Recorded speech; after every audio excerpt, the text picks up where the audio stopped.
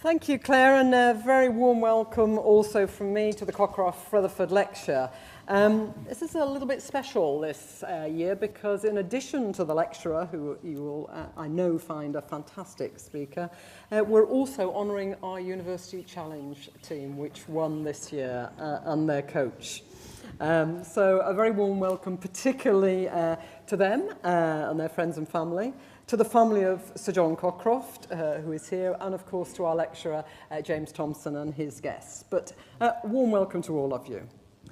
This is our flagship alumni event of the year, and it's a time when we not only hear outstanding presentations, but we also celebrate the great work of our alumni. I was told the other day that apparently we have, in theory, 400,000 alumni across the world. So you represent a small but very important snapshot of those. You really do make a significant contribution to this university. Many of you mentor students, offer them workplaces, even do professional speed dating, I understand.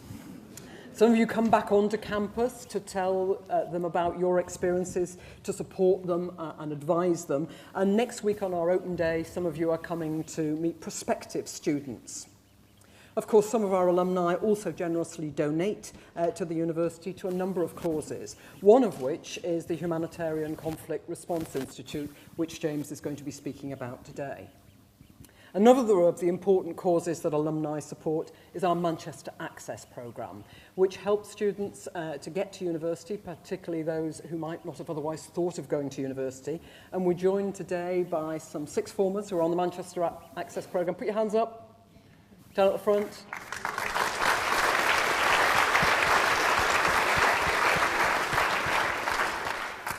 So you might hope you're going to come to this university, but you may go to some university, and then in the future you will be alumni also, and I'm sure that you will be supported by both students current at the university and those who in the past. So the lecture is particularly important, and its name signifies the importance we place on our history.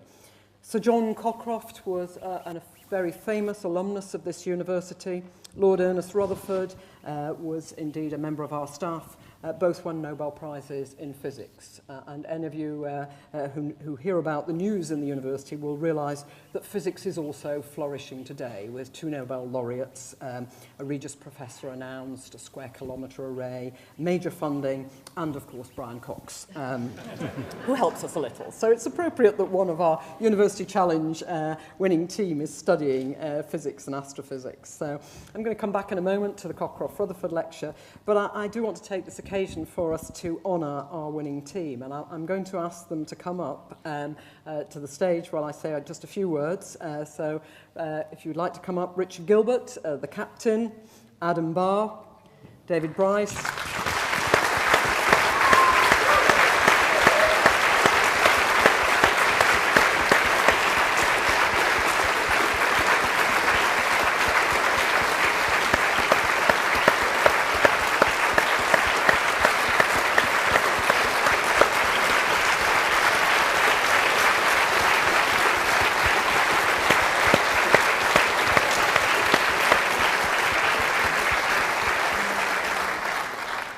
So just a very brief few words of background on the team. Richard, Adam, David, Debbie, and of course their coach, Stephen Pearson. Stephen already has the Medal of Honour because you may remember that we also won last year.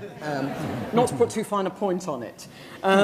So Richard is a linguist and was not going to take part in the competition at all. In fact, we were told that he was persuaded by his girlfriend that he should give it a go.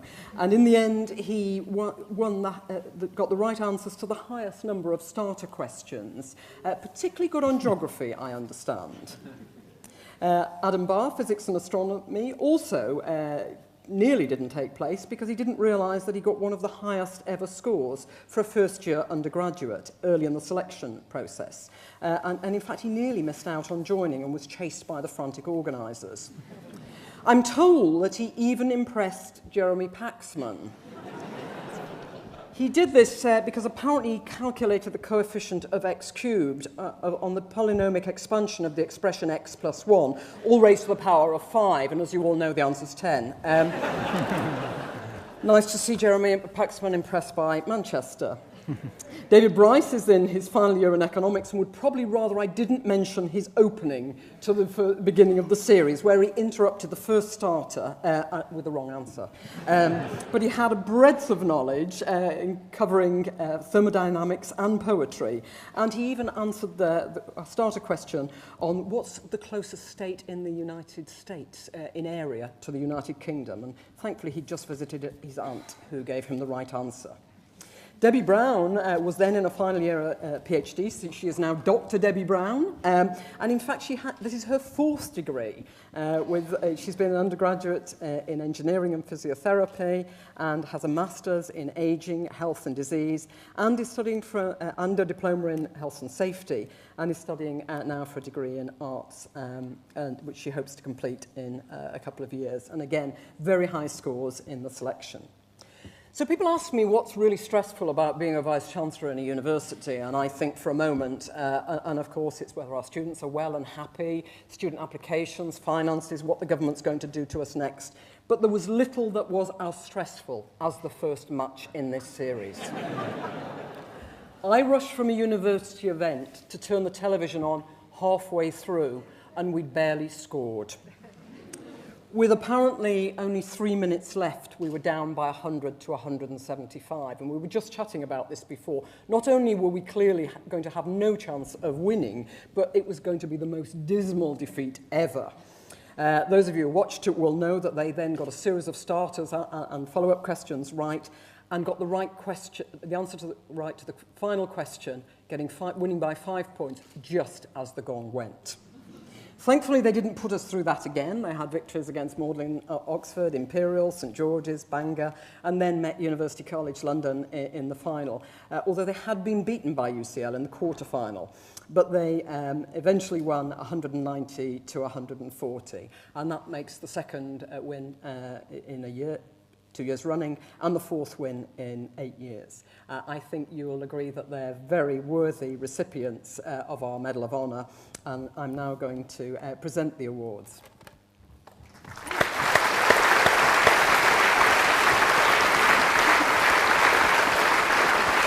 Thank you.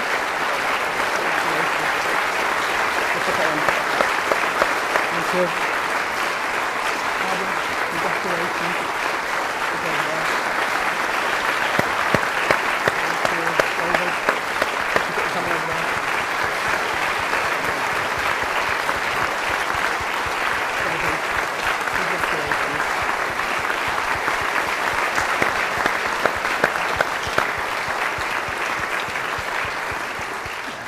Finally, Stephen. Now, Stephen was a member of a winning team in the university. He's now a university librarian, and he's successfully coached many University of Manchester teams, such that he's even now referred to as the Alex Ferguson of University Challenge. The rumours that he's been headhunted by other universities, if true, I can say that we've managed to fight them off, thankfully, because not only is he a great coach, but also a very important member of our library. And he does the selection, he helps the team along. He says, of course, they do the winning, but I'm sure he has a little bit to do with it. And so a small token, Stephen, congratulations.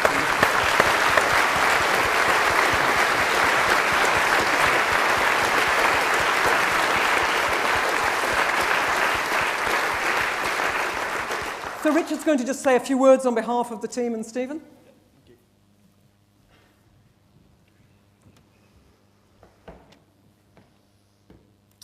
Bear with me a sec.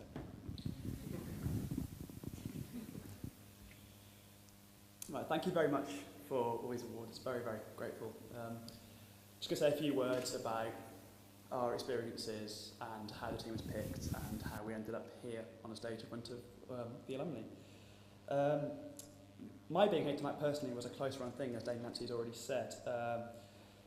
Such as the prestige of University Challenge and Manchester's formidable record in it, that you assume that the calibre of people involved is sort of truly exceptional, and it's for the uniquely gifted. Having met the rest of my team and Stephen, I was relieved to know that's not actually the case.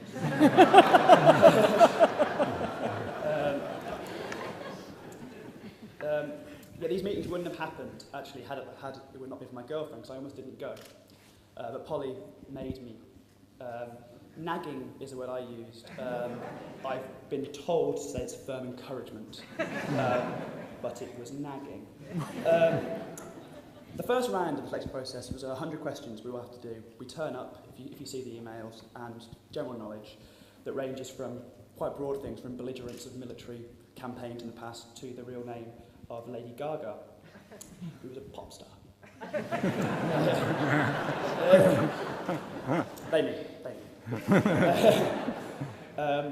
Having no idea what you're going to be up against, you kind of can't really gauge your own score, how well you've done. So I made Stephen sort of mark mine there and then. And, having made him give me a mark for a question about US politics, the answer was House of Representatives. The Speaker of the House of Representatives. I wrote Speaker of the House, and he didn't want to give me the mark, but I made him, because there aren't that many other speakers in other houses.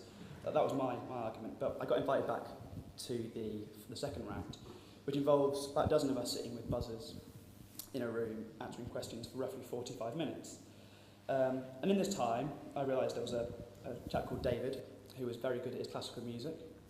There was an astrophysicist called Adam Barr, who could answer questions on military campaigns, as well as on quasars and neutron stars. And there was a lady called Debbie, who knew everything. After the first 5 minutes, they also knew there was a chap called Richard who knew that zebras were stripy horses. I luckily caught up with them, and after about a week of waiting, I got an email from Stephen saying, would I like to be captain? I'm not sure why I was chosen. I think it was something to do with the fact that he was impressed that I got an answer to a question. The answer was Thelma and Louise, and the only bit of the question I heard was, what 1991 road moved me? There aren't many other road movies in 1991, that's how I knew it. We did these training sessions that we've heard about, and a lot's been made of them. They sound like these arduous sort of workouts like you imagine in Rocky. With incorrect answers punished by cold showers and the rod. Even though that's how I'd have done them, Stephen's a bit more laid back. And basically it involves matches against the University Challenge teams of the past, we're very grateful for helping us. Some of them are here now, there's Adam Clark, Paul Joyce and Mike McKenna, amongst others who've come to help us out. And we learn how to buzz, and we learn who to rely on for different answers to different questions. So, who's going to know a question about X, who's going to know about Y, who to ignore. Because, some people don't know as much as they think they do. That's me. But crucially, these are social events where people who enjoy quizzes like us could gather and quiz without the fear of judgment and persecution from greater society, and then go to the pub. I won't go into detail about what happened on the show, because I imagine most of you all have seen it when it was broadcast and then watched it again on iPlayer. And if you want DVDs, I have dozens that you can watch to your heart's content. Nancy's already mentioned our first round, which I wasn't going to go into at all, when we were 100 points behind and looked set to crash out, having our names struck from university records, for us to claw our way back in the last minute. But I won't be mentioning that on advice from my therapist. Suffice to say, it all worked out in the end. It's difficult to describe the feeling having won, because it was quite a while ago. And there's no fallout. After you've won, you have to wait a year before you can even talk about it with anyone. So being somewhere like this, it feels like it might have been actually worth it, and we're all very grateful. We've been on BBC Breakfast, so we're all minor celebrities. We went to the town hall where we got little badges. And now we're here, which I think is the icing on the cake with these wonderful medals. We're very, very grateful, and we're still waiting for the open-top bus parade, which can only be weeks away. But on behalf of the team, I'd like to thank everybody involved in giving us these medals, everyone who helped support us, friends and family, but particularly Stephen Pearson up here as well, without whose hard work, none of this would ever happen, and I can only think that we're going to go strength to strength with Stephen still here. So, thanks very much, everyone.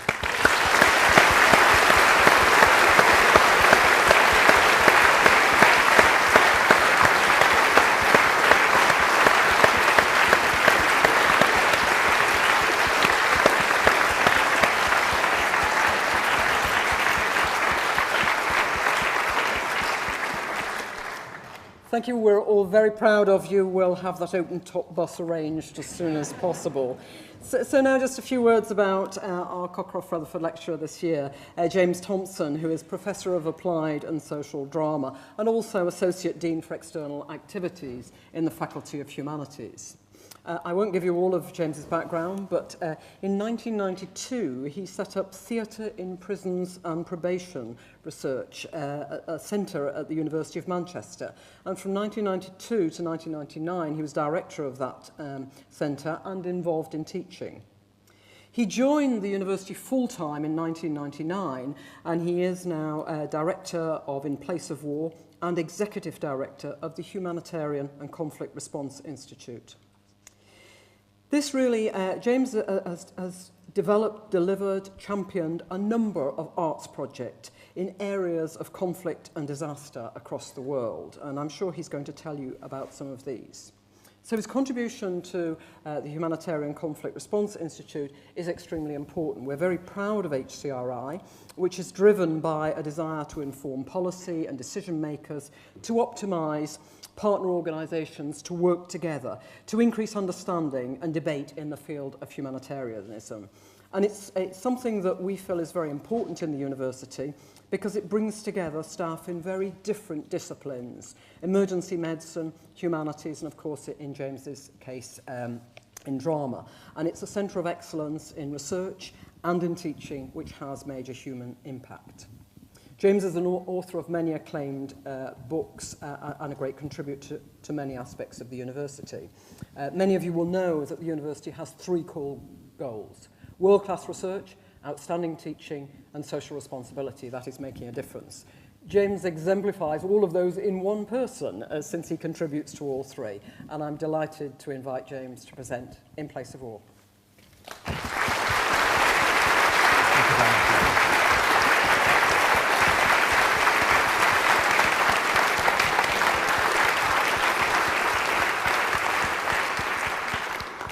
Thank you very much to Nancy. Thank you very much to the Alumni Association for inviting me to give tonight's Cockcroft Rutherford lecture. It's about a project called In Place of War, which is part of the Department of Drama here at the university and also a project of the Humanitarian and Conflict Response Institute.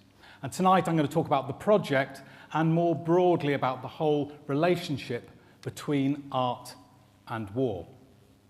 My lecture is going to start with an invitation and a book. The invitation came at the end of 1999 from UNICEF in Sri Lanka. They invited me to go to northern Sri Lanka to run a series of theatre training projects with staff members who worked with children who had been adversely affected by the conflict in that country. My first overhead projection of the night is this. This is the map of Sri Lanka. That's about as technical as I get, but this is the map of Sri Lanka. Sri Lanka is a palm-shaped island just at the tip of India, about 65,000 kilometers square. And in 2000, it was experiencing a protracted civil war that had started in really 1984. The island, and excuse me, I should present this around here, my overhead projection. The island is broadly divided between the north and the east, which is a Tamil area. They're predominantly Hindu with a minority Catholic. And then the south and the west, which is Sinhalese, majority Buddhist with a minority Christian. There is also a Muslim minority who speak Tamil. I was invited to the very north of the country, in the centre of the area where the Civil War was taking place, to run this series of training projects. Second part of my introduction, the book. I am a very well-behaved academic, so I realised if I was going to Sri Lanka to do some work on theatre, I ought to find out something about Sri Lankan theatre. I hadn't done this sort of research before. I went to our fantastic John Rylands University Library. I looked up, I think it was card indexes rather on the computer. This was 1999. Someone can shout out and tell me whether it was computerized at that time. And I found one book, and this is the book. Well, it's actually not the book. This is my personal copy of the book. I've not kept it for 10 years, otherwise I would be in major trouble. But this is my copy of a book that I found in the university library. It's called Sri Lankan Theatre in Time of Terror, a really cheerful title. And in fact, this book is about theatre in the southern part of Sri Lanka in the late 1980s, early 1990s, when there was a terrible uprising and civil war in the southern part of the island. Now, I was going to the northern, the Tamil area of the country, so I desperately looked in this book to see if there was anything written about northern Sri Lankan Tamil theatre. I've marked it. And there is one paragraph. And what it says is, because of the war, there is next to no, almost no theatre in the north of the country. Because of the war, there is no theatre in the north of the country. So, I go to the north of the country to run my series of training workshops for UNICEF, and I discover how fundamentally wrong this assessment was. There was a hugely diverse, dynamic, very innovative theatre community working in the northern part of the island. For a start, back to my overhead projection, here in the town of Jaffna, the University of Jaffna has one of the only theatre studies departments in the whole of the island. Therefore, there were theatre lecturers, a huge sway of theatre students. In the centre, I'll put my overhead projection down. In the centre of the town, there was a major theatre with an outdoor auditorium where you could fit 300 to 500 people for big performances. There was a street theatre movement. There was a political theatre movement. And most interestingly for me, there was a really dynamic children's theatre movement. And the very reason for that was because the best directors, the best playwrights, had been forced to relocate themselves to schools. In the evenings, after curfew, you couldn't rehearse. You had to go back home. And it was very difficult to find venues to rehearse. So the best playwrights, the best directors were working with the youngest people in the schools. And what emerged from that process was this wonderfully dynamic theatre for young people, which toured all around that area. So I was faced with two questions. The first question was, why were people in the middle of this very intensive civil war continuing to prioritise making theatre? Why were they doing that? And the second question was, why did an academic writing her book about theatre in Sri Lanka assume that they were not? So why were they doing it? And why did an academic assume that they were not going to do it? These are the first two questions that we developed into the In Place of War project. But then there was a third question. The third question came about almost a year later, September the 11th, 2001. The terrible events in New York meant that a lot of artists, academics, were asking questions about what is the most appropriate response to those monumental, terrible events. How should artists appropriately respond to these events? Most of the response, certainly in North America and certainly in Europe, was to go back in history to discover the best way that we can learn how artists should respond, to go back to our collective past, to look when else artists have responded to war, to see if we can learn from them. They did a sort of timeline. This is my timeline here. Far back, Greek theatre. Anyone who studied Greek theatre knows that the Greeks concentrated on putting wars on stage. 441 BC, Antigone, written by Sophocles. This is a debate about the relationship between morality and law. Antigone wants to bury her brother, but he fought on the wrong side of the civil war, and therefore the law says she cannot bury him. So they staged that debate between law and morality in the drama. Moving forward a small bit, 415 BC, Euripides writes Trojan Women. Now, anyone who knows Trojan Women, it's a really gory play. It's the play where they throw babies off ramparts. But the Greeks never showed you the babies being thrown off the ramparts. The tactic for the Greeks was to keep the violence off the stage and just deal with the impact of that violence on the lives and the community of the people. So you don't see the violence. Their choice as artists was not to represent the violence. A big leap, about just over 2,000 years. I'll deal with something in the middle in a bit, but that's later on. For now, over 2,000 years later, I've arrived in 1810. Between 1810 and 1820, Francisco Goya, Spanish artist, created 82 prints called The Disasters of War. And these were his response to the Peninsular War, which was happening between 1808 and 1814. Just a little aside, the reason I'm giving these dates and trying to impress you with my knowledge of dates is directed at the University Challenge team. It's a very subtle way of auditioning for next year's team, but I assume that I'm not allowed to actually join in. But anyway, Goya saw his role as reporter. He was the documenter of the war. And his job was to represent the impact of the war on the lives of ordinary people. About 100 years later, 1914 to 1918, First World War, and we arrive at poetry.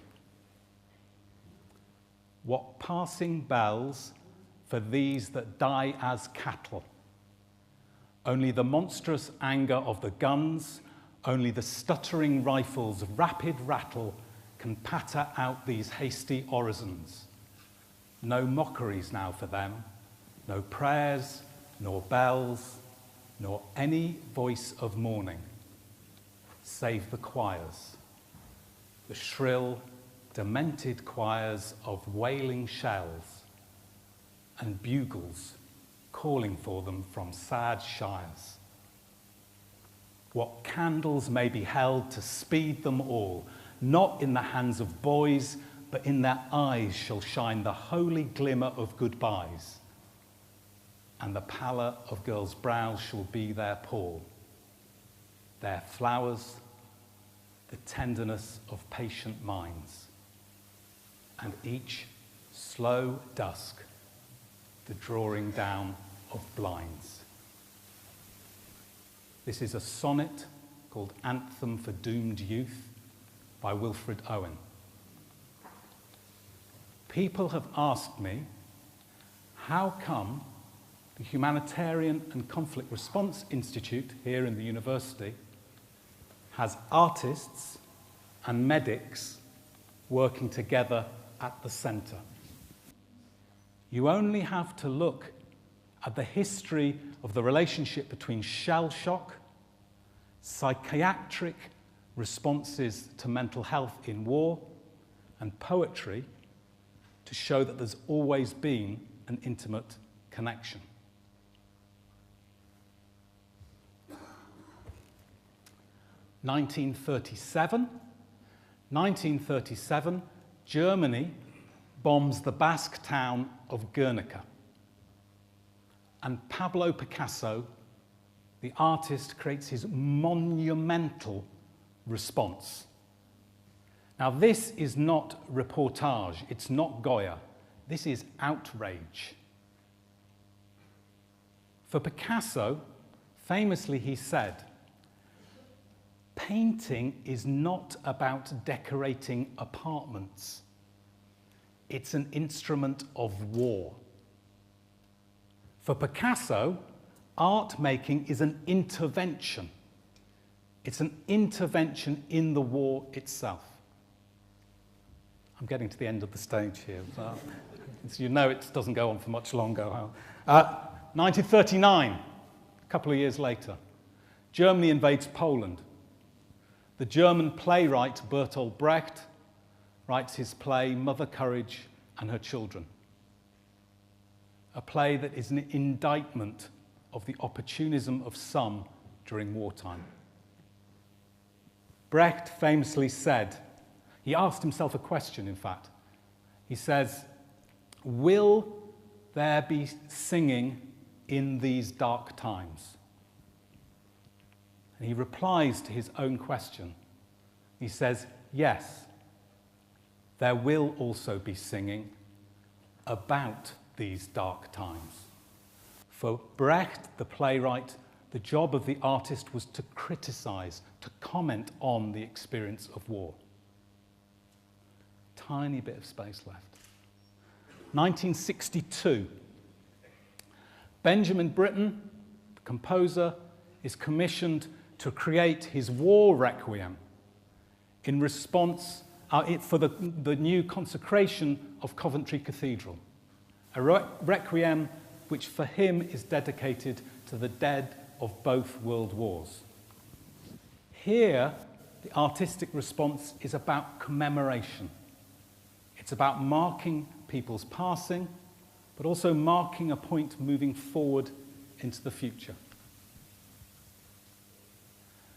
Now, this history is something that people assume, if you're answering the question, what should artists do, this is what we draw on. For the In Place of War project, we decided not to draw on it.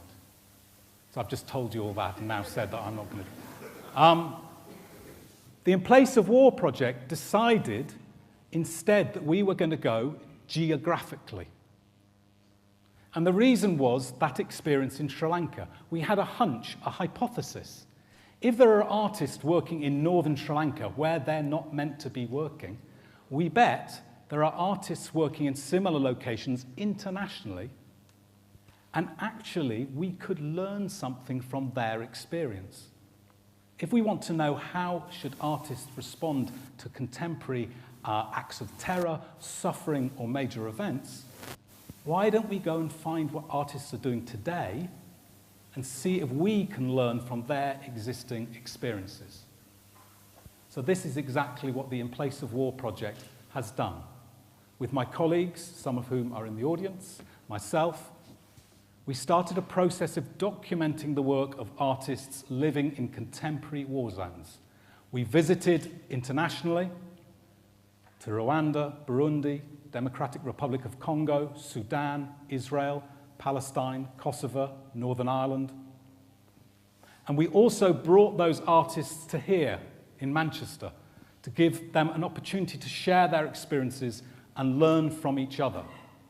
We ran international conferences, one in here in Manchester, one on the stage of the National Theatre in Kosovo, and another one in Eastern Democratic Republic of Congo. All the time trying to give these artists an opportunity to learn from each other, but also to support our work in trying to discover how artists should or might respond to contemporary conflicts. I want to give you 3 examples of the projects we discovered in this process. One from the Democratic Republic of Congo, one from Sri Lanka again, and one from Kosovo. Now,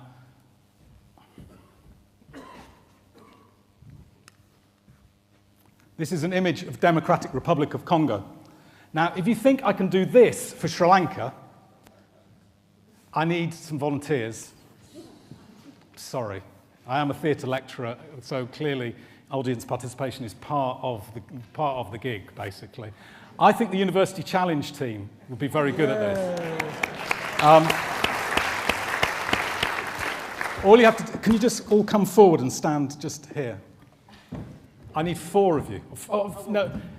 The team. So sorry, apologies to the people at the front. You can just, if you don't mind turning your heads. And you 4, you can just face the, it's very simple. Shoulder to shoulder. Yeah. Yes, he's getting the idea. If this is Sri Lanka, this is the Democratic Republic of Congo. Sri Lanka, about 65,000 kilometres squared. Congo, more than 2,300,000 kilometres squared. If some geographer in the audience now tells me that no, the proportions are wrong, I'd be really annoyed. So, okay? But broadly, the Atlantic Ocean over here. My friends here are the Atlantic Ocean. with Kinshasa about the shoulder here, maybe a bit low, about your elbow, with the Congo River going over their heads. Congo River going over the heads, so we've got the Republic of Congo down here. We've got Central African Republic here, a bit of Southern Sudan here. Going down this lovely suit that he's wearing here is Uganda, and just about his hip, just about your hip is Rwanda and then Burundi. And going down his leg is Lake Tanganyika. I bet you've never been told that you've got Lake Tanganyika down your leg. Sorry. And just therefore, over the other side of his leg, where I'm standing, is Tanzania. But Lake Tanganyika's here. Now, many people will know that the war in eastern Congo started really with a genocide in Rwanda about here. Sorry to keep pointing at his hip. And after 1994, many hundreds of thousands of Hutu members of the community fled into eastern Congo. And the disruption of their arrival in eastern Congo over many years led to the Congolese War, started really in 1996, through to the early 2000s. A war in which the estimates are between 3 and perhaps some estimates say up to 5 million people died, with many of the countries across their heads getting involved. So the countries to the north, Uganda to the west, and so forth, being involved in what was called Africa's World War. Round of applause again for this lot. They can sit down.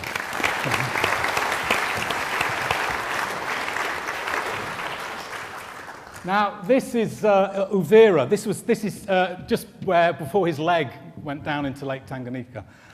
In eastern Congo, there is an organization called Search for Common Ground. Search for Common Ground run a center called Centre Le Collet. And it's a center that develops media training, runs radio stations, and seeks to develop peace-building programs for the whole eastern area of Sri Lanka. A quick example of a program linked to their program, this is a performance piece by a group of widows in South Kivu area in eastern Congo. One part of Search for Common Ground's work is to work with something called a participatory theatre troupe. The participatory theatre troupe work with programs about demobilized soldiers, but also programs for refugees. During the war, many communities fled. I'm pointing to the leg over there when I do this. Many communities fled across Lake Tanganyika and lived in refugee camps in Tanzania. Once the peace deals were signed in the early 2000s, many wanted to return. The participatory theatre group would meet them off the boat. They would return back to their villages and then research with those communities about the different issues that they were facing. They would then create public performances about the issues that those returned refugees were facing. These are performances that posed some of the micro-conflict problems that were emerging. One of the things that happens when you return to your community, having been a refugee, is that you might discover someone's now living in your house. Someone's farming your field. But also the returning refugees came with a UN kit, seeds, basic foodstuffs, hose, cooking materials. They came with equipment that people in the village did not have. So local level jealousies and small level conflicts started to emerge. This participatory theatre group performs these problems to public audiences and encourages those audiences to develop public debate about these issues and start to try and publicly resolve some of these issues. And you'll see here a performance in an area called Goma in North Kivu, which is a performance about people returning to their communities and discovering someone now claims ownership of their land. These performances are powerful because it's a process of problem solving. But they're also powerful more simplistically, perhaps, as an exhibition of the end of war. It's a public statement that now we can assemble. Now we can celebrate being together, and now we can do things publicly which we could not do before the war started. So there is something about these that it's a return of public culture that is very impressive. And it's just indication of one level of the audiences that come for these events. Many thousands of people assemble, and that would not have been possible prior to the peace deal being signed. Second example, back to my easier map. This is from eastern Sri Lanka, by my thumb. In eastern Sri Lanka, the civil war was somewhat different. It was much more sort of based on guerrilla warfare, much more low-lying, but also more disturbing for the communities in that area. There is a performance form in this area called kutu.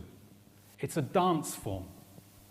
During the wartime, it almost completely disappeared because it is traditionally performed at night. And in a curfew-ridden area, you can't leave your home after 6 o'clock. So over many years, the opportunity to perform this dance had disappeared. Now, kutu, you can see a man here about to start his dance. Kutu is a performance that uses the Hindu epics, the Ramayana and the Mahabharata. And what they started to do is they wanted to, after the peace deal was signed, 2002, to start to enable these communities to develop the performance again. And they worked in a number of the sort of fishing communities around eastern Sri Lanka, starting to rebuild the skill base so people could learn this performance. And what you see here is one of the theatre workshops, dance workshops that started to be developed in people's backyards, outside temples, and so forth. The group that developed this was called Third Eye. What they were trying to do is two things explicitly and one thing implicitly. Explicitly, in this community, there had been a great marginalisation of girls and women during the wartime. And in fact, girls and women were not allowed to participate in the kutu dance form. Gradually, by reintroducing these workshops and these dance groups, as you can see from this image, young girls were allowed to start participating, to start being part of this form. And you can see here, they started to participate very strongly. The second reason they give for doing this project of work is that the way the Mahabharata and the Ramayana represent low-caste communities is extremely derogatory. Low-caste communities in the Mahabharata and the Ramayana tend to be the fool, the drunkard, the village idiot. And what Third Eye sought to do was to reformulate the scripts so the communities who were themselves low caste had an opportunity to start representing themselves in a different way. But there was a third reason that they were doing this work. Anyone here who knows the Ramayana and Mahabharata will know that it's about war. These stories are about the dilemmas of returning to war and the impact of war on families. And often the performances and excerpts from these Hindu epics they chose to do were about crucial dilemmas of war making. If you ask them, so this excerpt is about the war, isn't it? They'd say, no, no, no, no. This is our Hindu epics. It's just accidentally about the war. In this community, you could not explicitly talk about the conflict. During the time that I was there, the local MP, on Christmas Day, celebrating Mass, he was a Catholic, was shot in his pew. This is a place where public leaders, people who express themselves openly, who try and take a position on the conflict, were in mortal danger. They therefore presented their performances as statements about the war that were not statements. These were public events where the war they knew was being discussed, but no one was making an explicit commentary. My third example comes from Kosovo. If this is Sri Lanka, but actually that's really, the geographer I'm expecting to shout at me now, because Sri Lanka is about 65,000 kilometres square, Kosovo is about 10,000 kilometres square, so it's about this little bit of my fingers down here, but it's roughly this shape. Now, many of you will know that the war in Kosovo really started prior to 1999 in a dispute and a sort of rebellion between the majority Albanian-speaking Kosovars and the Serbian government. So if this is Kosovo, the country, of course, the Republic of Serbia is above them here. In 1999, NATO bombed both Pristina, the capital of Kosovo, and also Belgrade and Serbia. And eventually, the end of the war comes with the EU and NATO taking control of the soon-to-be independent Republic of Kosovo. It became independent in 2008. Just after the war, there were about 5,000 people missing. About 4,000 Kosovar Albanians and approximately 1,000 Serbs. In Pristina, the UN had an office called the Office for Missing People and Forensics.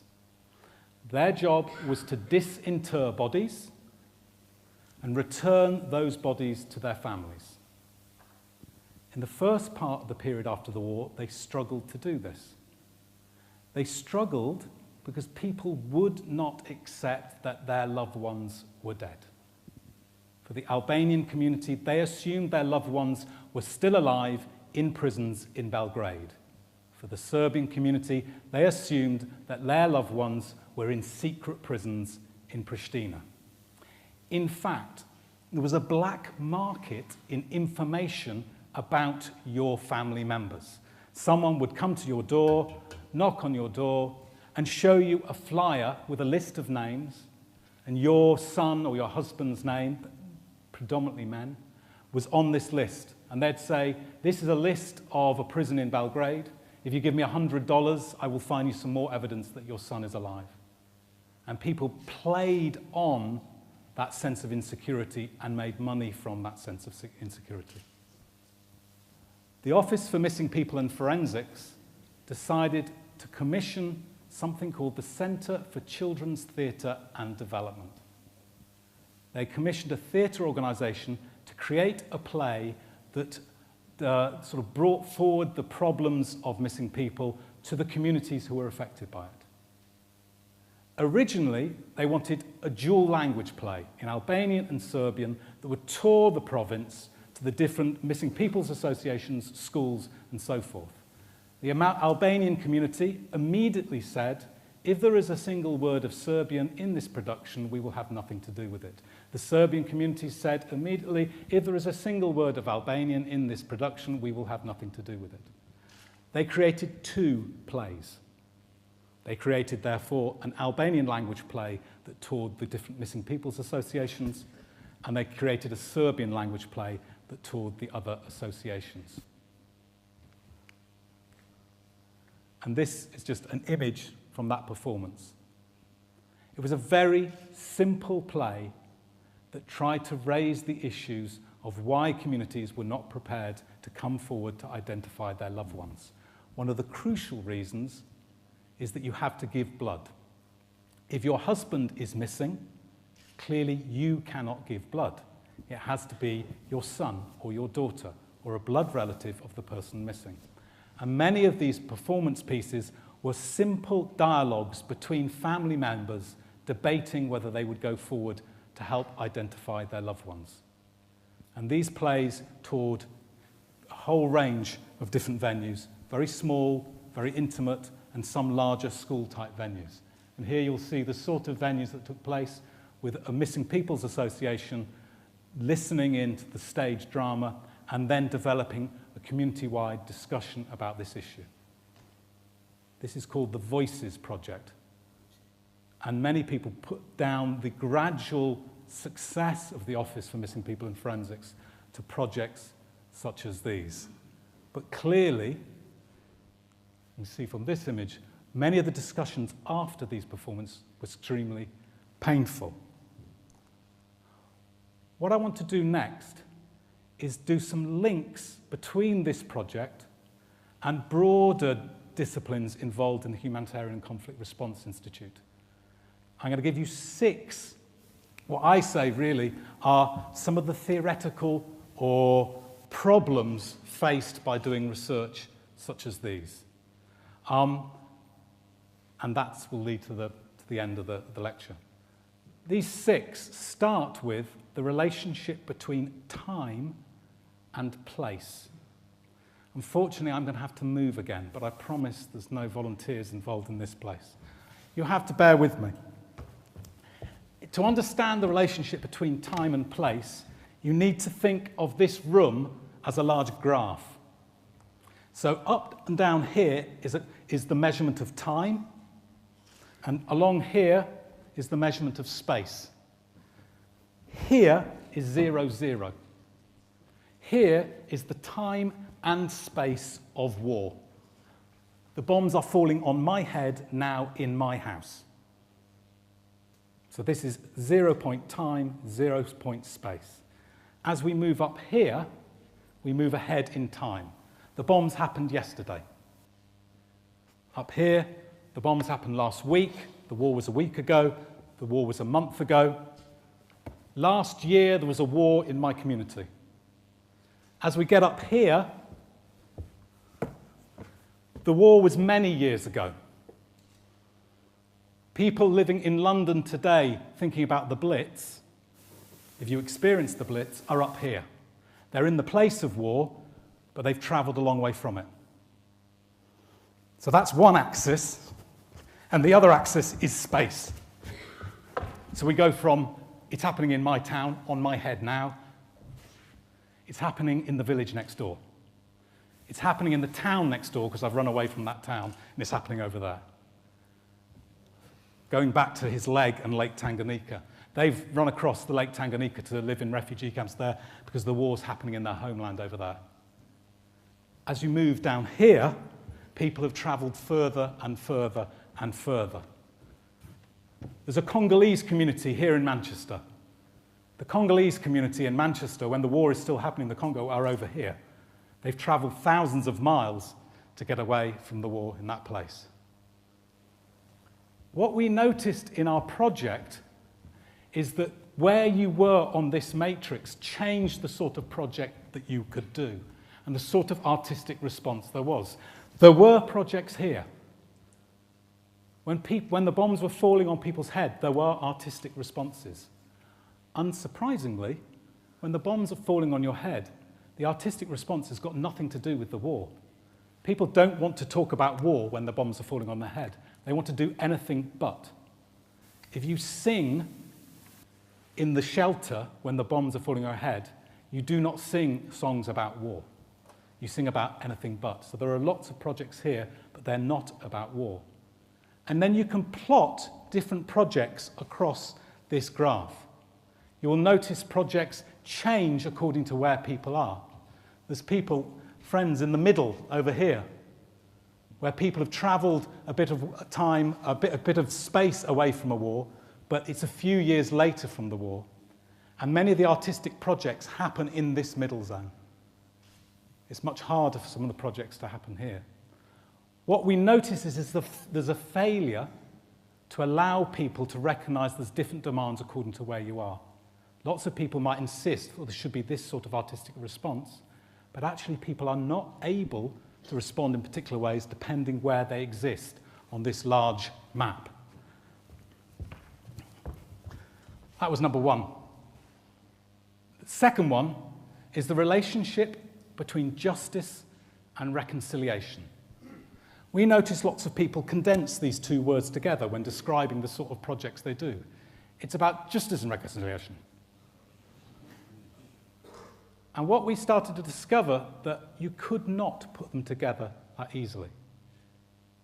If you had a reconciliation project here, sometimes you had to suspend the demand for justice. There are projects, arts projects in Rwanda between Tutsis and Hutus. In order for them to come together in that project, the Tutsi community actually had to suspend some of their existing demands for justice. And similarly over here, there are justice projects, projects demanding the justice for a particular community, particular group, particular ethnic group in an area. And what you notice is to make the demand for justice, the opportunity for reconciliation also have to be suspended. So there's a tension between these two. Number three is the notion of remembrance. There are many projects that are about remembering, giving testimony to a past experience. Often this is to do with therapeutic projects, where people are encouraged to give a narrative or a story about the suffering of their community. Many people assume most arts projects exist here. It's a project of commemoration, remembrance of past suffering. What we noticed in the research is that there are as many projects over here which are projects about forgetting. It's projects about a community's right to silence, not their right to speak out. Many communities choose all sorts of different ways to express their suffering, and many of these ways are about forgetting what has happened, not about acting to remember it. And this is often counterintuitive to many of the projects, particularly many of the mental health projects that exist over here. My fourth one, with apologies to anyone who speaks Brazilian Portuguese. Raise your hand now. Fantastic. Sopra inglês ver. Sopra inglês ver is a Brazilian Portuguese expression meaning only for the English to see. Now, this expression comes from the history of the abolition of slavery. When the British warships policed the abolition, they arrived in the port of Rio de Janeiro, they looked at the quayside, and they hoped they would see no evidence of the selling of slaves. And the Brazilians cleared up the quayside and showed it to be a normal place with no market in slaves. Of course, what the Brazilians did is they took those markets inland. And the slave markets continued, but out of sight of the British warships. And the expression in Brazilian Portuguese came to be, só para inglês ver. We're going to do something just for the English to see. And it just means things done for show. Things done to impress somebody when it's not actually true. What we noticed in the research projects on art and war, and more broadly for humanitarian projects generally, is there is a tendency for some projects to be about how they impress external audiences more than the care they're trying to show that the people they're working with. There are many projects, for example, with children, where it's about the performance of those children to an international audience and not actually for the children themselves. One of the devastating things after the tsunami in Sri Lanka was the sheer volume of international aid money that went to supporting the building of orphanages. A colleague of mine was asked to count the number of orphans in the southwest of the island in doing a needs assessment. She found 5 orphans. Children died in the tsunami. They can't swim. Actually, the survivors tended to be adult, middle-aged men. But the projects that got the international funding were projects for young children and orphans, so the orphanages were built, and children went to them, and the photo opportunities came about, and they were therefore done só para inglês ver, just for the international community to see. Now, some of these projects are absolutely worthy, but it's really important we think who the audience for our humanitarian care is. Is it really for the needs of the community you're working for, or is it done for a particular impression that we have about what should be done? My 5th point. You'll notice when I did the timeline along here, very conveniently, I jumped from the Greeks to Goya. I'm famous for being the British professor of theatre who knows the least about Shakespeare. So I have to jump over this bit. And this is my dread of University Challenge, because if I got asked a question about, it would be terrible. But anyway, in the middle here, we noticed a particular disease in arts projects in international war zones, and we came to call that disease Romeo and Julietism. There was extreme forms called Romeo and Julietitis. And this was the tendency for every single project to take the narrative of Romeo and Juliet and create some happy resolution about these two warring parties. Terrible choice of play, because they die in the end. But that aside. And we got the Hutu Romeo and the Tutsi Juliet, the Israeli Romeo with the Palestinian Juliet, the Northern Irish Protestant loyalist Romeo with the Northern Irish Republican Catholic Juliet. Time and time again, the same narrative. What we started to realize is this narrative actually causes more harm often than good. Because all it does is restate the division that is in that community. And by continually stating that this is the division that affects this community, you in fact maintain that as the real division. For many communities, there are other important divisions. If you're working in the Gaza Strip, it might be between Islamic and secular Palestinians. If you're working in Northern Ireland, it might be between urban and rural people from Northern Ireland. But this Romeo and Juliet narrative doesn't allow communities to find other divisions to concentrate on. And it certainly doesn't allow them to do work in single communities, which might be necessary. My final point. We noticed time and again, when asking people what sort of work they want to do, many artists, many communities simply said, we want to do work that is beautiful. We want to do work that is joyous. Now, as a person trained in the academy here in the UK or the US, this is against our instinct. Against our instinct for two very clear reasons. Everyone is trained in Maslow's hierarchy of needs. Abraham Maslow wrote a paper in 1943 which showed that there's a hierarchy of human need, starting with food, accommodation, moving through safety, and eventually what he called self-actualization, the ability to start creating things and be creative and being an artist. According to Maslow, you have to deal with all these bottom things first before you go on to be an artist. You need to fill your belly, you need to be safe. You can't be thinking about beauty when the shells are falling. Similarly, another reason that we are suspicious of the notion of beauty comes from, I'm back on my timeline here, 1945, just after the Second World War. The German sociologist and musicologist Theodor Adorno, he famously said, after Auschwitz, all art is rubbish. Another version of that is, after Auschwitz, all poetry is barbaric. For Adorno, the very act of creating art in response to war was an insult to the suffering of the people who had been through that war. Art could not possibly respond and give those people their dignity. But what we noticed is both Maslow and Adorno in this case were wrong. Very simply, people repeatedly said, we want something beautiful.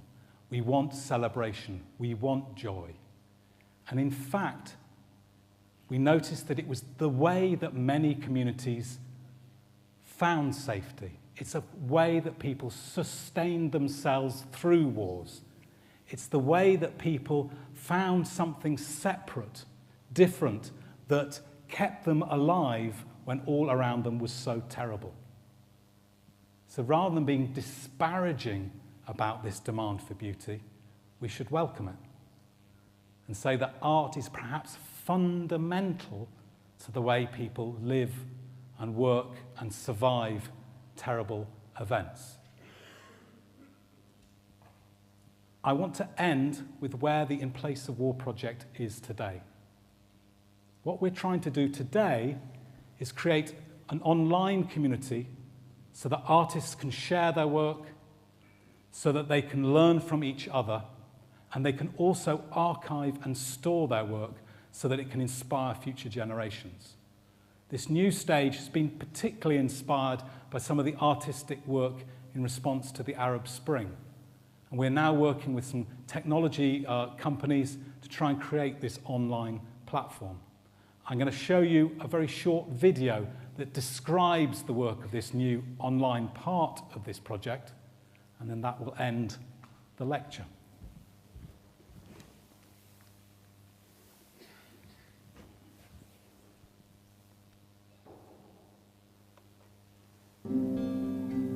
We think of wars as cruel, inhuman, dangerous and ugly, places where it's impossible to live with dignity.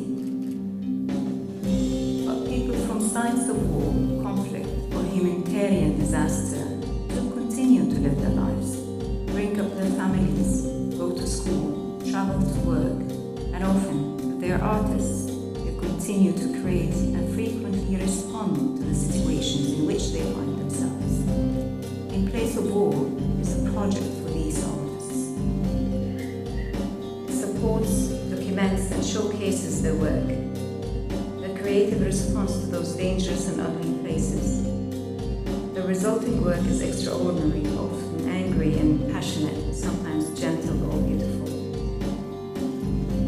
Inspired by artists' work, In Place of War has created a digital platform, an online meeting place for artists to share their response to war, unrest and conflict, and view and learn from the work of others. From street artists in Libya to theatre makers in the Democratic Republic of Congo, to musicians in Sierra Leone and dance groups in Sri Lanka, a site for all artists who seek to respond to, resist, or simply cope with the challenges they face, to share work, discover work, and connect. The platform is for everyone to learn about an unseen part of the experience of war and suffering, and connect with others across the world at the same time. The In Place of War platform allows artists to showcase their work, automatically broadcasting it to the world across multiple social media platforms. The site helps to save work that otherwise would be lost, becoming a digital Dropbox and archive, to help inspire people in the future and remind us all that artists can help reshape the cruelty, inhumanity and ugliness of war. In Place of War, this is the story of the artists. Watch it unfold here. Thank you very much.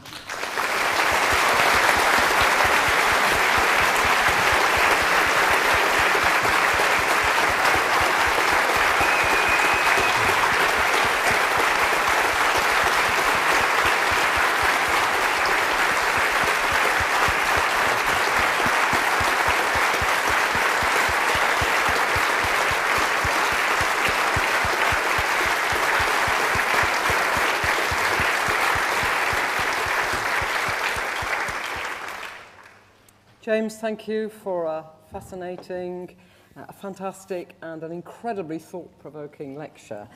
And the one comment I want to make before we ask for questions is that it reinstates to me the importance of arts and humanities to this university and to society. Thank you, James. Thanks. So James has agreed to take a few questions from the audience. We have got some roving microphones, so if you want to put up your hand, you can ask a question. I should say that earlier in the evening, a few of James's colleagues were quite shocked because it's the first time we've ever seen him in a tie and a jacket. That didn't last long, anyway. So we've got a question down at the front. Have we got a microphone? Down here, and then we've got one a bit further up and in the middle. And we'll go to the one just behind, and then we'll go to you. I'll probably articulate this terribly, but I'd like to ask, with a website like In Place of War, how much do you have to moderate the kind of content that goes on there? Because some of the art that you're showcasing could have the opposite effect.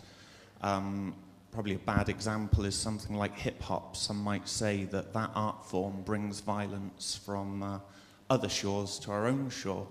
And surely that could happen with other projects you do when you expose them to wider audiences. This is a great question. At the moment, the way we work the archive bit of the site and the way people contribute to it is moderated.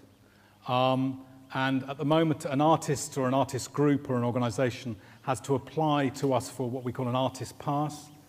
Once they get the pass, they can then post. Of course, the decision about which artists can and can't post is extremely difficult. And we don't claim that we've got an easy answer to this. But at the moment, we are confident that certain types of representation wouldn't get through that process. But also, we want to allow it to be open. We want the sense that there is a community out there who will start to self-moderate. And we've seen other versions of sort of websites like this where, over a period of time, there is a sort of internal moderation. At the moment, it's sort of in a beta version of it.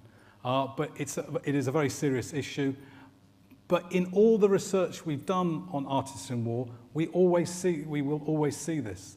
The idea that simplistically there's artists whose work ameliorates and makes things better, and all artists are in that category is completely wrong. There are many artists who are using their art for extremely negative reasons, to promote disharmony, to promote racism, to promote all sorts of things that we would not sympathise with.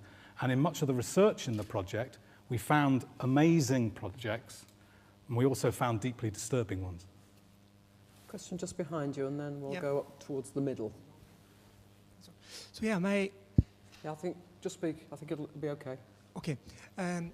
Your project name is very heading back home because I'm an Afghan refugee and I have lived all my childhood in conflicts and wars. You mentioned all the projects that is happening around the world, but are you having any plans to participate in projects in Afghanistan or Iraq because it's the recent wars?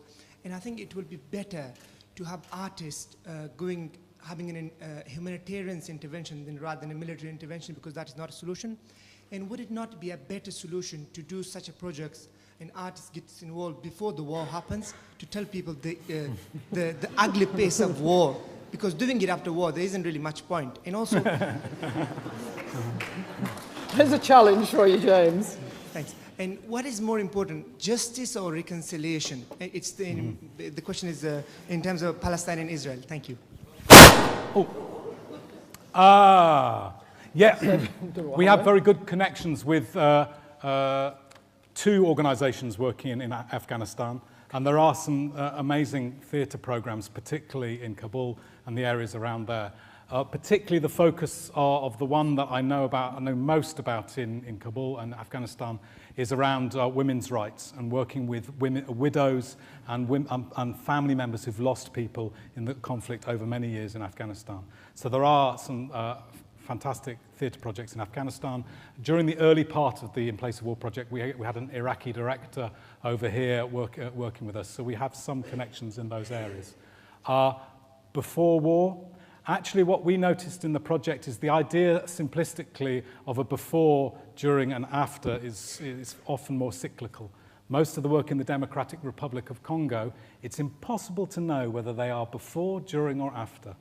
In the time we've been working there, people have died at that moment. People call it a post-conflict area, but there's still... So actually there's theatre projects that exist trying to prevent wars breaking out again, during war and in a post-conflict setting. Reconciliation or justice, the point is it's not for me to project and say what people should be doing, but to notice that there's a tension between them, rather than saying you must do reconciliation projects or you must do justice projects. I'm trying to illustrate that there's a difference. In the middle? Thank you. James, in a sense, you make a claim in place of war. And it could be a large claim or it could be a smaller claim. And in the smaller claim, you move along the time axis and these kinds of things emerge as war has passed.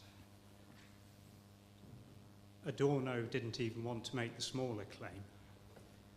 Picasso wanted to make the much larger claim. Is there a larger claim to be made? First of all, I would say that the many smaller claims are worth valuing. I think one of the dangers of war zones, it's full of people who make very large claims, and one of the things that starts war is grand claims.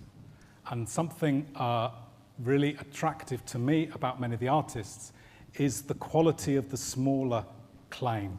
It's about how people can live together. So first of all, small claims ain't bad. But there is a larger claim. Yeah, I think there is a role for war, for artwork that is instead of, in the second meaning of in place of war. And I think actually, again, it's some of the smaller things about acts of celebration in spite of the bombing, acts of making beautiful things despite the situation in which people find themselves. So it's some of that work that is counter to, that I think actually provides people with a survival mechanism. And I think that is quite a bold claim. Okay, question there? Yeah, hello. My question is about your timeline. You stopped in 1962. Yeah. But I've noticed since 1962, and in fact just before, the response of the West often was satire and humour. You think of the Goons, you think of Catch-22, you think even of TV programme MASH. Did you develop any work in the third world, where this is predominantly where you were working, around humour, satire, and just generally finding an upside of beauty in humour? I'll give you two examples. Thank you, Mike. A newer historian would... Firstly, rumours suggest that just before the bombing of Baghdad, the comedy clubs were full. Now, that sounds trivial, but seriously, apparently there was a lot of comedy clubs in Baghdad, and they were packed to the rafters in the period leading up to the bombing. In a sense, that sense of deflection. Another example is in Lebanon. During the Israeli bombing of Lebanon, there was a project that was called Laughter Under the Bombs. And it took place in a large theatre that had become a refugee centre. And people had started assembling to live, because it was a stronger building, so they had assembled into this building. And they started living there. And a group of artists from the American University of Beirut went to the theatre and started running children's theatre workshops with the kids, other projects with the adults, and just activity during the day. And it became a project called Laughter Under the Bombs, because they sought to celebrate and give people a sense of community in the midst of the things that were happening outside. So there are these examples of humour. Also, lots of people talk about humour sort of prior to situations as well as after situations. Right at the back. It's me, Jane. Hello.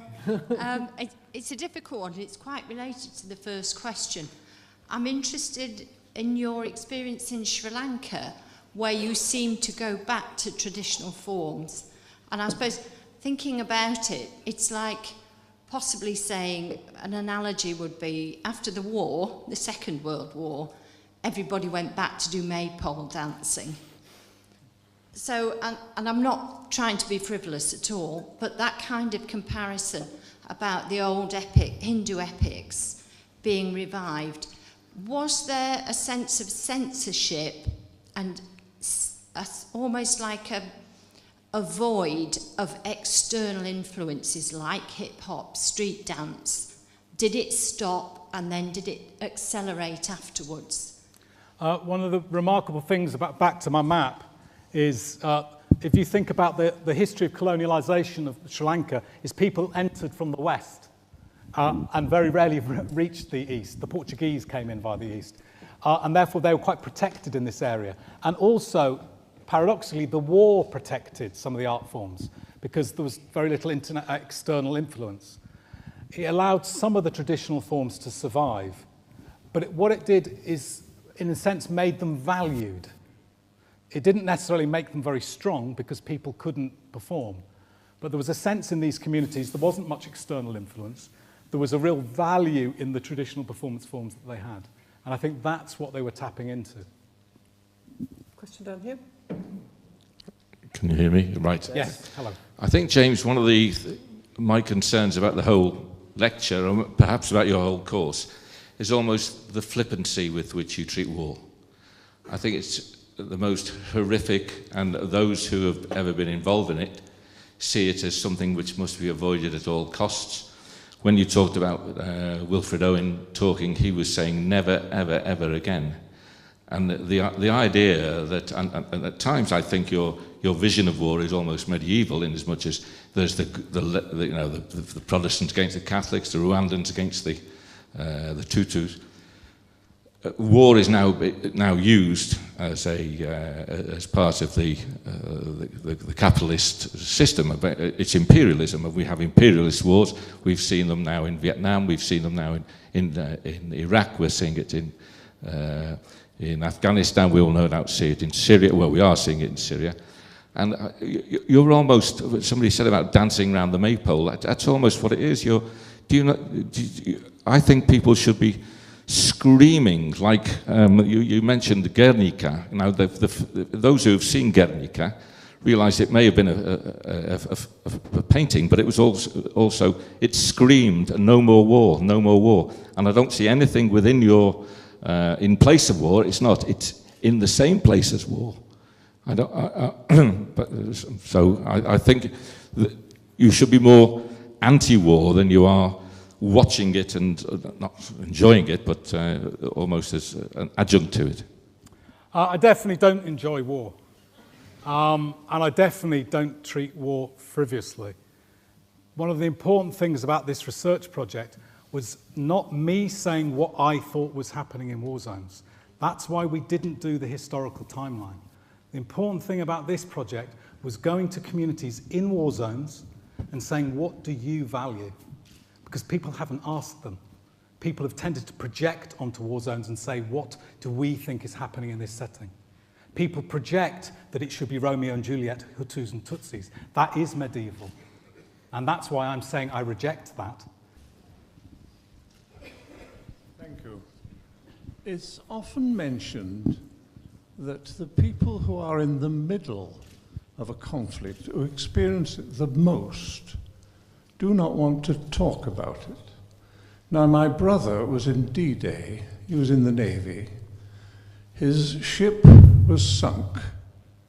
He was rescued by a second ship, and then the second ship was sunk, and he miraculously survived. Now, in 50 years, he never spoke of that. You could never get any detail. Now, this may be a problem, that those who are absolutely in war don't want to talk about it. And we used to talk about line shooters, people who are not really in conflict, but they described it so graphically. So what you're doing possibly is to allow people who were in the conflict, in the middle, in the suffering, to somehow express something, not necessarily describing what they experienced, but what they feel. I absolutely accept and agree with this statement.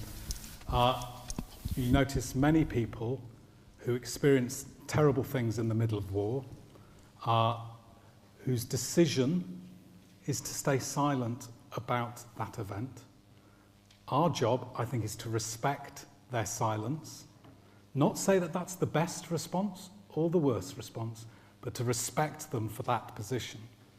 What you notice, that just because they're silent about the immediate experience of the horror that they might have lived through, doesn't mean that they don't become artists.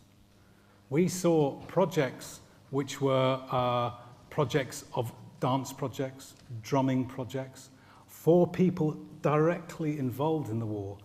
Silence in response to your personal experience, it can be very loud. You can do a lot of other things because you don't want to talk about that thing.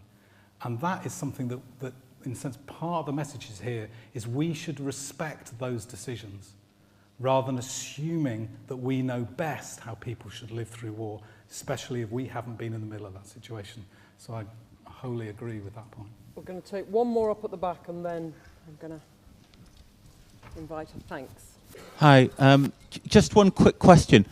With any of your work, have you brought people together, different ethnic groups together that have been fighting, or different ethnic men together that have been fighting with any of your work?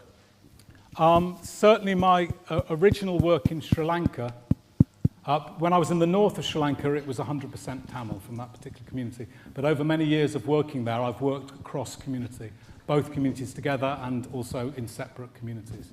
And there is a huge amount of work that in respectful ways can bring different communities together. I think it can be done glibly, and that's my point about Romeo and Julietism. But there are some very, very well-meaning, well-constructed projects that are trying to develop dialogue between communities, particularly, but not often in this 0-0 point. A lot of the international community are desperate to fund projects at that point, when it's too early for communities to actually start doing work together when the bombs, it's later, it's in the middle area, later on, where you can start to do work that brings communities together.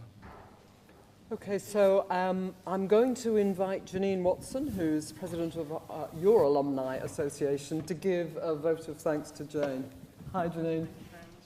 Thank you. Thank you, James. We've had a very powerful series of Cockcroft Rutherford lectures, and you've been an outstanding example of oratorial skills and your evocative imagery.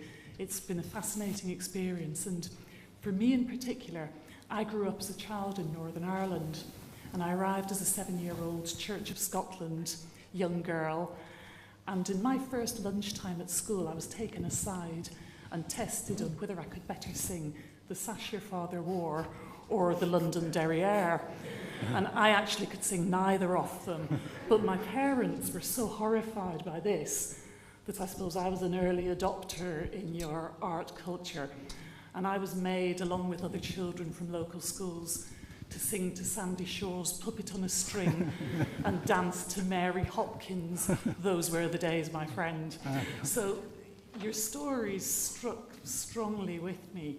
And the work that we're doing in local authorities just now across Greater Manchester, we're using culture to deal with some of the young people that have been affected and drama by the sexual abuse trials, which are terrible experiences, but they're very powerful ways of connecting with people.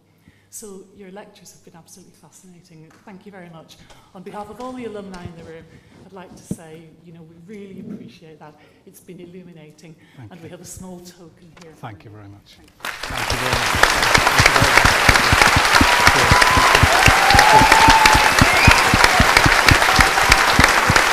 I'm going to take my seat.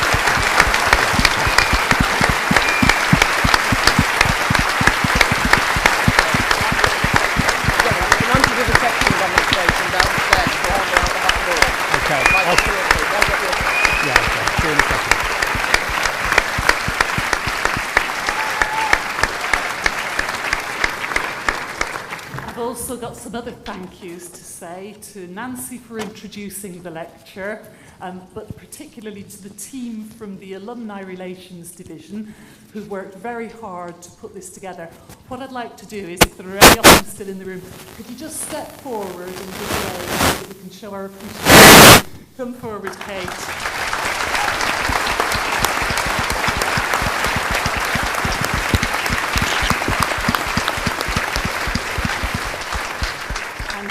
A huge tribute to the University Challenge team. I can't tell you what wonderful Monday evenings you've given us in our household, where we have a very complex scoring system. We have to say something first before any of you say it, otherwise our scores don't count. But it was a wonderful experience, and I was particularly thrilled to see you here tonight being honoured, because last year Nancy inveigled some of us to come to an informal quiz evening. And I'm looking at Will here, I'm sure he has memories. We turned up at the informal quiz evening to find that we were going head to head with the University Challenge winners for the entertainment of everybody else in the room. If you think you showed a dismal performance, can I just say, we took the crown from you on that. We were humiliated. But we were told that that was our role in the proceedings. So, but Stephen was wonderful, and he did coach us. And I'm sorry, Stephen, we let you down so badly. But As you leave the theatre, I'd encourage you to linger in the entrance. There are some stalls where faculties have got some information about courses available or other issues of interest that you might find interesting. So I'd like to say very much thank you to everyone who's come along. I think it's been a great experience, really fascinating. It's challenged us all to think about it. So again, if we could just say thanks to James, to everybody else involved.